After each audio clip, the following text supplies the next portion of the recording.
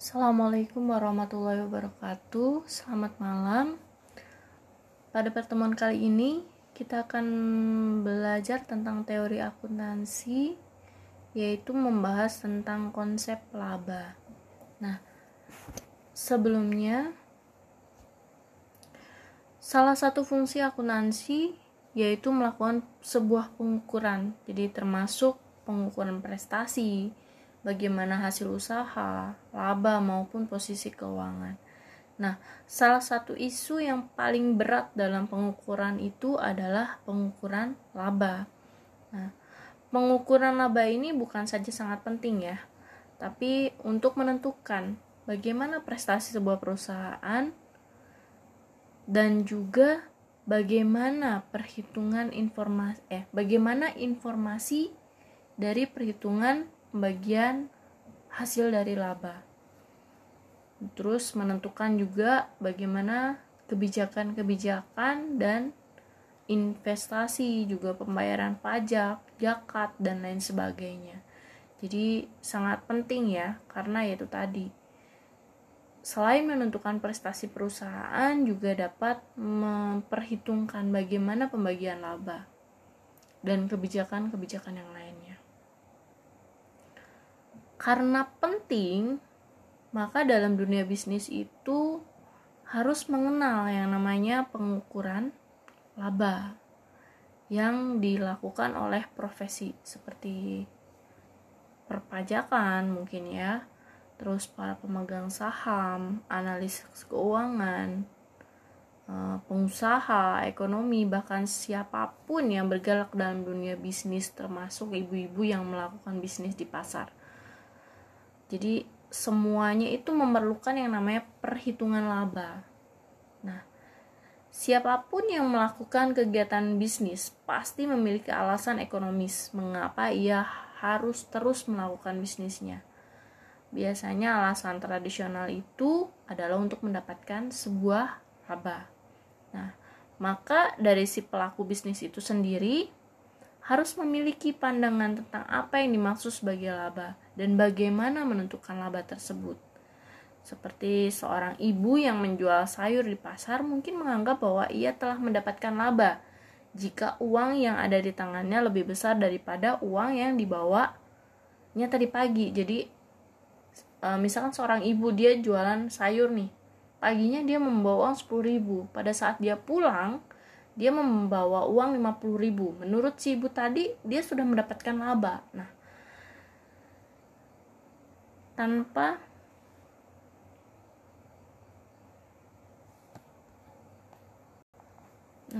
tanpa dia memikirkan bagaimana memperhitung persediaannya, bagaimana biaya untuk pribadinya, dan bagaimana upah tenaga kerjanya. Pokoknya yang ibu itu pikirkan, saya bawa uang 10.000, pulangnya saya bawa 50.000, berarti saya laba 40.000. Nah, hanya dengan menggunakan konsep itu. Sedangkan seorang pengusaha lainnya bisa saja dia menganggap bahwa laba perusahaannya adalah penjualan dikurangi seluruh biaya, dikurangi investasi baik yang sudah dilakukan maupun yang akan dilakukan. Dan terus banyak lagi pandangan-pandangan tentang bagaimana pengukuran laba. Nah, terus kemudian maka dari itu laba sendiri merupakan kenaikan aset dari satu periode akibat dari kegiatan produktif yang dapat dibagi atau distribusikan kepada kreditor, pemerintah, pemegang saham dalam bentuk bunga, pajak, dan dividen tanpa mempengaruhi keutuhan ekuitas pemegang saham. Jadi kenaikan aset. Nah, seperti contoh ibu tadi, cuma kan kalau ibu yang penjual sayur itu dia lebih simpel ya. Dia bawa uang 10.000, pulang-pulang dibawa 50.000. Nah, berarti dia untung 40.000. Walaupun pada kenyataannya dia tidak memperhitungkan bagaimana biaya persediaannya, bagaimana biaya tenaga kerjanya, dan bagaimana untuk menghitung kebutuhan pribadinya. Nah, tapi tetap pada dasarnya itu adalah konsep perhitungan laba ya, walaupun itu secara sederhana. Tapi ada juga perusahaan yang menggunakan perhitungan konsep laba, yaitu dengan menghitung semua pendapatan berapa, dikurangi biaya, mungkin biaya persediaannya, dikurangi biaya tenaga kerja. Nah, kedua sistem ini sama-sama tujuannya adalah menghitung bagaimana labanya. Cuman bedanya kalau yang satu itu lebih sederhana, hanya dengan secara kasat gitu ya, tanpa mengikuti kaidah-kaidah dari teori-teori akuntansi. Kalau yang satu udah sesuai dengan standarnya. Nah, jadi laba itu ya kenaikan dari aset dalam satu periode. Jadi pada saat transaksi, pada saat hari itu dia memiliki kenaikan aset yang tadinya cuma 10.000 jadi naik jadi 50.000. Nah, itu yang disebut dengan laba ya. Dalam pelaporan keuangan modern, penyediaan ukuran laba digunakan sebagai indikator kinerja suatu perusahaan. Jadi, pada laporan keuangan modern, ya penyediaan ukuran laba itu digunakan sebagai indikator kinerja suatu perusahaan. Jadi, untuk mengetahui bagaimana sih kinerja sebuah perusahaan, jadi maka dibutuhkan yang namanya pelaporan keuangan atau pelaporan pengukuran laba, ya untuk menghitung indikator dari kinerja sebuah perusahaan. Terus ada beberapa pendekatan dalam konsep laba. Yang pertama adalah pendekatan dengan sintaktik, terus kemudian pendekatan dengan sematik, dan pendekatan dengan pragmatik.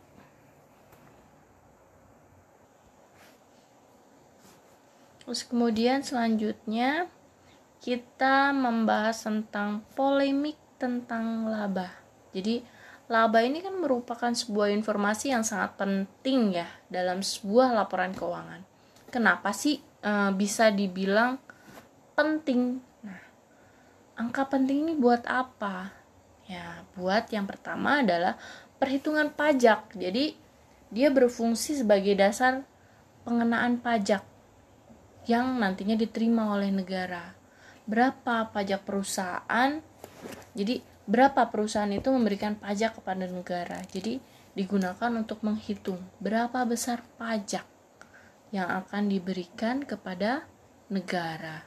Makanya perhitungan tentang laba itu sangatlah penting. Ya karena tadi berfungsi sebagai penghitungan pajak. Jadi kita bisa tahu berapa sih pajak perusahaan ini kepada negara gitu. Berapa yang harus dibayar gitu. Nah, alasan yang kedua adalah menghitung dividen yang akan dibagikan kepada pemilik. Jadi berapa sih besar dividen yang akan diberikan kepada pemilik dan berapa besar nilai yang akan ditahan dalam sebuah perusahaan. Jadi misalkan dia dapat laba 10 juta nih. Oh, yang 5 jutanya dibagiin aja tuh kepada dividen. Nah, yang 6 juta nanti labanya dimasukin ke dalam laba yang ditahan. Nah, untuk menghitung nilai ini perlu yang namanya tadi laporan laba. Terus kemudian yang ketiga, menjadi pedoman dalam menentukan kebijakan investasi dan pengambilan keputusan. Jadi sangat menentukan sekali bagaimana kebijakan untuk melakukan investasi dan pengambilan sebuah keputusan. Misalkan kayak mau dikembangkan lagi kah usaha ini atau mungkin stuck saja. Nah, itu semua kan bisa dilihat dari bagaimana proyeksi laba yang didapatkannya. Kira-kira kalau misalkan dia dilakukan pengembangan, kemungkinan bisa nggak sih mendapatkan laba. Nah, itu makanya kenapa sangat penting sekali sangat penting sekali proyeksi laba tadi. Terus kemudian yang keempat, menjadi dasar dalam peramalan laba maupun kejadian ekonomi perusahaan lainnya di masa yang akan datang. Jadi dia bisa digunakan untuk meramalkan bagaimana kejadian ekonomi perusahaan yang akan terjadi di masa yang akan datang nantinya. Terus kemudian menjadi dasar dalam perhitungan dan penilaian efisiensi. Jadi misalkan kita punya rencana nih ya, rencana prediksi laba akan dihasilkan secara sekian. Nah, kira-kira butuh efisiensi nggak sih gitu? Berapa laba yang dihasilkan? Apakah ada yang perlu mungkin biaya-biaya yang harus diefisiensikan gitu? Efisien nggak sih dengan menghasilkan laba sekian dan pengeluaran sekian? Terus kemudian menilai prestasi atau kinerja perusahaan. Jadi sejauh mana perusahaan itu memiliki prestasi dalam kinerjanya. Jadi bisa dinilai dengan laba tadi.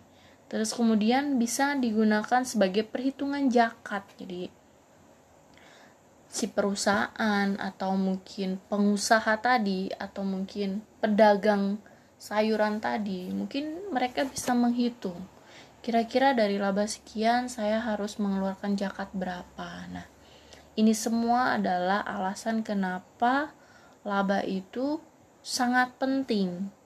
Jadi itu tadi ya, untuk menghitung berapa besarnya pajak, menghitung berapa nilai dividen, menentukan bagaimana kebijakan dalam investasi, terus meramalkan bagaimana laba di masa depan, terus apakah penilaiannya sudah efisien, terus kemudian bagaimana kinerja perusahaan, dan juga bisa menghitung nilai zakat.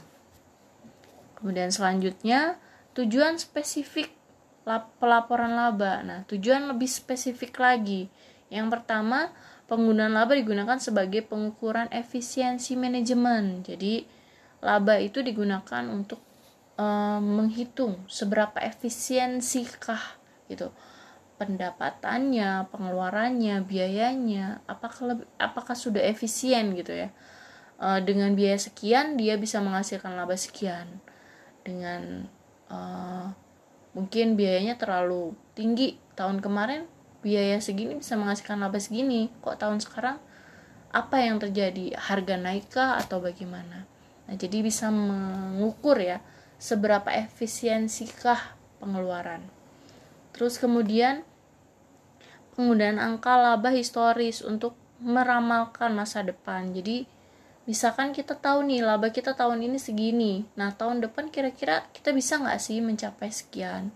Oh, mungkin kita bisa 2 kali lipat. Jadi bisa meramalkan ya, kira-kira kalau saya butuh biaya sekian, mungkin tahun depan saya bisa dapetin laba lebih gitu. Nah, jadi meramalkan ya. Terus kemudian penggunaan laba sebagai pedoman pencapaian atau keputusan manajerial di masa depan. Jadi pada saat laba sudah didapat gitu ya, langkah selanjutnya apa yang akan dilakukan oleh manajemen di masa yang depan. Misalkan, oh labanya udah dapat sekian nih, kita harus melakukan pengembangan. Kira-kira kalau kita melakukan pengembangan, labanya ini bisa meningkat atau tidak. Nah, jadi bisa digunakan untuk pengukuran pencapaian, seberapa tinggi laba yang kita akan dapat di masa yang akan datang jika kita menggunakan estimasi nilai sekian, labanya kira-kira bisa nyampe nggak sih di masa depan gitu. Seperti itu tujuan spesifiknya untuk itu ya. Terus kemudian konsep laba dibagi menjadi 3 ya. Tadi yang seperti di halaman yang sebelumnya, ada sintatik, sematik, dan pragmatik ya. Kalau sintatik sendiri itu dibagi menjadi 2, dengan pendekatan transaksi dan pendekatan aktivitas. Kemudian kalau sematik dibagi menjadi 3, sebagai pengukur efisiensi, pembanding antara akuntansi dan ekonomi, atau multi-person. Nah, yang ketiga konsepnya sebagai alat prediksi, pendekatan pada pasar modal, dan pandangan pendekatan kontraktual dari laba. Terus kemudian kita akan bahas nih konsep laba pada sintatik. Apa sih konsep laba pada tingkat sintatik? Menjelaskan bagaimana laba itu diukur dan disajikan. Jadi kalau konsep laba pada sintatik itu ya dia lebih ke mengukur dan menyajikan. Terus kemudian laba dapat diukur dan diakui atas dasar pendekatan aktivitas dan transaksi. Jadi pada tingkat sintaktik, laba itu dapat diukur dengan menggunakan dua pendekatan, yaitu pendekatan aktivitas dan pendekatan transaksi. Terus kemudian SFAC 1 mengasumsikan bahwa laba akuntansi merupakan ukuran yang baik dari kinerja suatu perusahaan dan bahwa laba akuntansi dapat digunakan untuk meramalkan arus kas masa depan. Jadi laba ini bisa digunakan untuk meramalkan arus kas di masa depan menurut SFAC. Menurut Bedford, pembaca laporan laba harus menyadari bahwa laba akuntansi hanya dapat dimengerti dengan mengetahui bagaimana laba diukur, yaitu pembaca harus memahami operasi yang digunakan oleh akuntan untuk menghasilkan jumlah laba. Terus kemudian pendekatan transaksi untuk mengukur laba diukur dengan cara konvensional, yaitu laba diukur dan diakui pada saat terjadinya transaksi. Jadi pada saat terjadinya transaksi tersebut, maka laba itu bisa diakui, yang diakumulasikan menjadi dalam satu periode. Itu jika menggunakan pendekatan transaksi. Manfaat dari pendekatan transaksi itu apa? Manfaat yang pertama adalah komponen laba dapat diklasifikasikan dalam beberapa cara, seperti menurut produk atau golongan dari pelanggan, untuk mendapatkan informasi yang lebih berguna bagi manajemen. Jadi manfaatnya, komponen dari laba-laba tadi dapat diklasifikasikan dalam berbagai cara, mulai dari produk, golongan, dan lainnya. Terus manfaat yang kedua adalah laba berasal dari berbagai sumber seperti operasi dan penyebab eksternal dapat dilaporkan secara terpisah sejauh hal itu dapat diukur. Jadi labanya dihasilkan dari sistem operasi. Terus kemudian pelaporannya dibuat secara terpisah sejauh dapat diukur. Terus kemudian manfaat yang ketiga, memberikan dasar untuk menentukan jenis dan kuantitas aktiva dan kewajiban pada periode tertentu. Jadi bisa menentukan jenis dan kuantitas dari aktiva tadi. Terus kemudian yang keempat, dia bisa melakukan efisiensi bisnis. Jadi lebih efisiensi, mengharuskan pencatatan transaksi eksternal untuk alasan-alasan lain. Jadi lebih efisiensi bisnis ya manfaatnya. Terus yang kelima, berbagi laporan dapat dibuat untuk saling berhubungan satu sama lain. Jadi laporan yang satu itu terkait dengan laporan-laporan yang lain. Itu manfaat dari pendekatan transaksi. Terus kemudian selanjutnya pendekatan aktivitas untuk mengukur laba. Nah, jadi kalau tadi kan membahas tentang pendekatan dengan menggunakan transaksi ya. Kalau dengan pendekatan dengan menggunakan aktivitas merupakan lanjutan dari transaksi tadi. Jadi si pendekatan aktivitas ini muncul karena ada pendekatan transaksi. Jadi dasarnya ya tadi pendekatan transaksi dulu baru pendekatan aktivitas. Nah, pendekatan aktivitas didasarkan pada konsep real work mengenai kegiatan perusahaan dari proses perencanaan sampai produk dijual, sehingga dapat dikatakan penghematan biaya operasional perusahaan dapat meningkatkan income. Jadi pendekatan aktivitas ini ya sebuah konsep yang dibuat dari kegiatan perusahaan mulai proses perencanaan hingga produk itu siap dijual. Terus kemudian laba diakui selama aktivitas terjadi dari proses perencanaan sampai produk dijual atau tidak menunggu sampai barang itu terjual.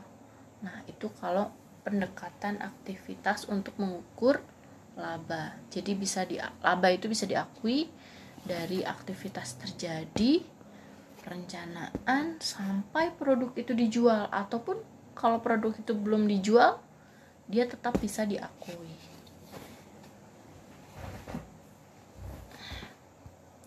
Terus kemudian selanjutnya konsep laba pada sematik ya. Jadi konsep laba pada tingkat sematik berkaitan dengan bagaimana mengimplementasikan. Kalau tadi kan bagaimana mengukur ya, mencatat ya. Kalau yang ini bagaimana istilahnya menginterpretasikan informasi laba sehingga laba bermanfaat dan bermakna. Yang pertama, laba sebagai pengukur efisiensi. Jadi laba ini digunakan untuk pengukur efisiensi ya. Nah, yang pertama adalah operasi efisiensi dari sebuah perusahaan mempengaruhi aliran dividen saat ini maupun penggunaan modal yang diinvestasikan untuk memberikan aliran dividen di masa depan. Jadi operasinya lebih efisiensi ya. Terus kemudian efisiensi adalah suatu istilah yang relatif dan hanya mempunyai arti apabila dibandingkan dengan ideal atau beberapa dasar lainnya. Jadi lebih efisiensi ya. Terus kemudian efisiensi juga bisa disebut dengan pembanding antara output dan input. Jadi kira-kira pengeluarannya tuh udah sebanding belum sih dengan apa yang kita dapatkan gitu. Jadi misalkan kira-kira saya keluarin 5, saya biayanya 5. Kira-kira dengan biaya 5 ini saya sebanding nggak sih jika saya mendapatkan pendapatan 10 kayak gitu. Terus kemudian cara mengukur efisiensi bisa menggunakan dengan ROI atau EVA ya. Jadi itu sebagai pengukuran efisiensi. Kemudian selanjutnya laba ekonomi. Nah, laba ekonomi ini apa? Digunakan untuk menilai sebuah investasi. Jadi laba ekonomi itu digunakan untuk menilai sebuah investasi dengan menggunakan metode bunga. Laba bersih ekonomi sama dengan selisih dari modal awal dengan modal akhir tanpa mempengaruhi modal awal. Itu yang disebut dengan laba bersih ekonomi. Jadi selisih ya, misalkan modal awalnya 10 nih, modal akhirnya 5. Nah, modal awalnya misalnya 10, modal akhirnya 15. Berarti kan ada selisih. Selisihnya tuh tadi 5. Nah, selisih 5 tadi tidak mempengaruhi modal awal yang 10 tadi gitu. Nah, modal awal 10, modal akhir 15 kan berarti ada selisihnya 5. Selisih itu tidak mempengaruhi modal awal tadi. Modal awal tetap sama 10 gitu. Terus kemudian laba akuntansi. Laba akuntansi digunakan dalam menyajikan laporan keuangan secara objektif, handal, tepat ya.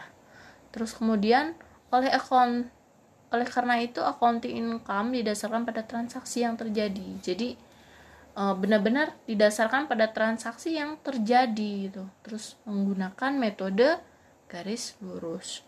Laba bersih akuntansi adalah selisih antara pendapatan dengan biaya berdasarkan akrual basis dikurangi dengan depresiasi.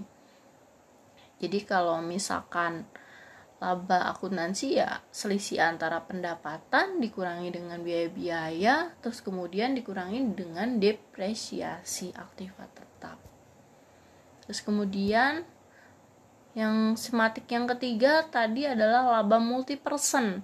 Hampir semua analisa laba akuntansi dalam kaitan dengan laba ekonomi digunakan dalam konteks kepastian ya. Jadi multi person. Sangat pasti ya konsepnya.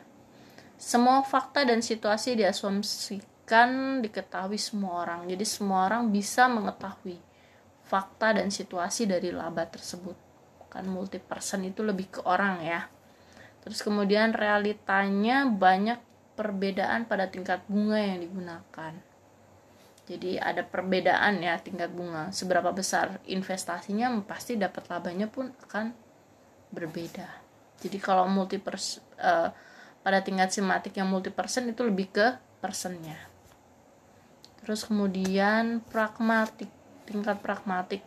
Konsep laba pada tingkat pragmatik berkaitan dengan dampak dan informasi laba rugi pemakainya. Jadi kalau yang pragmatik ini lebih ke dampak ya, dampak dari informasi tadi. Terus kalau memang digunakan untuk kepentingan apa, informasi laba digunakan sehingga angka laba benar-benar harus disediakan, seperti proses kebutuhan investor, kreditor, reaksi harga sekuritas terhadap laporan laba, terus keputusan pengeluaran modal, dan reaksi feedback jadi dari manajemen. Terus menanyakan langsung kepada pemakai apakah mereka menggunakan angka laba akuntansi, merupakan salah satu cara untuk mengetahui kebermanfaatannya laba. Karena banyak pemakaian dengan berbagai perspektif dan kepentingan, cara ini kurang terandal sebagai bukti tentang kebermanfaatan laba. Cara lain adalah dengan mengukur reaksi pasar modal terhadap pengumuman laba akuntansi. Jadi kalau yang pragmatis ini dia lebih ke dampaknya ya. Jadi dari laba itu dampaknya apa nih? Terus kemudian laba sebagai alat prediksi. Nah, jadi laba ini digunakan sebagai alat prediksi, membantu perusahaan itu untuk bisa mengevaluasi kira-kira perusahaan ini bisa menghasilkan laba itu berapa sih, daya untuk menghasilkan labanya. Jadi melakukan evaluasi ya dalam menghasilkan laba menurut FAC 1. Terus tradisi laba asumsikan lebih relevan dan meramaikan harga pasar saham dengan distribusi dividen jangka panjang. Jadi dia meramalkan ya, mengasumsikan. Lebih relevan gak sih dalam meramalkan harga pasar saham? Jadi prediksi ya, kira-kira laba ini relevan gak sih dengan harga pasar. Terus kemudian kira-kira bisa gak sih menghasilkan laba gitu, mengevaluasi kira-kira daya laba yang akan dihasilkan seberapa itu. Terus kemudian pendekatan pasar modal.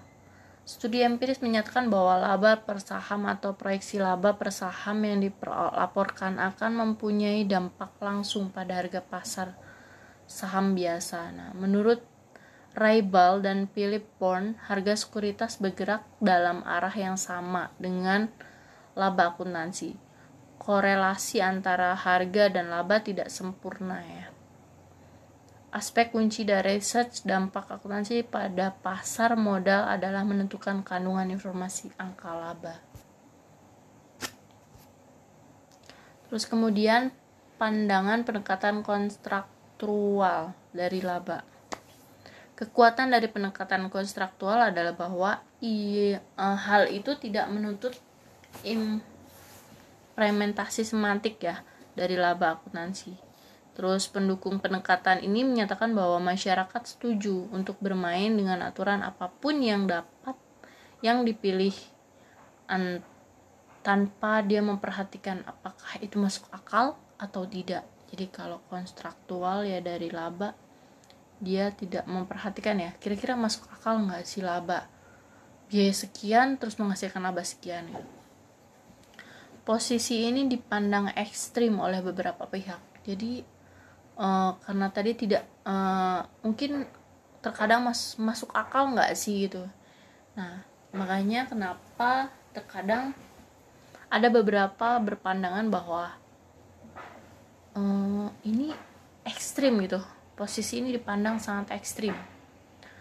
Terus teori laba pragmatik tidak dapat sah dalam jangka panjang tanpa konsep laba real dan pembuktian dari implikasi perilakunya. Jadi kalau yang pragmatif yang ini dia tidak sah gitu ya dalam jangka panjang tanpa konsep laba real. Jadi masih istilahnya perlu dipertimbangkan masuk akal atau enggak gitu. Oke, Cukup sekian tadi penjelasannya. Apabila masih ada yang tidak difahami, bisa komunikasi langsung ya. Terus kemudian ini ada soal latihan, mungkin bisa dikerjakan. Sekian dari saya, terima kasih. Wassalamualaikum warahmatullahi wabarakatuh.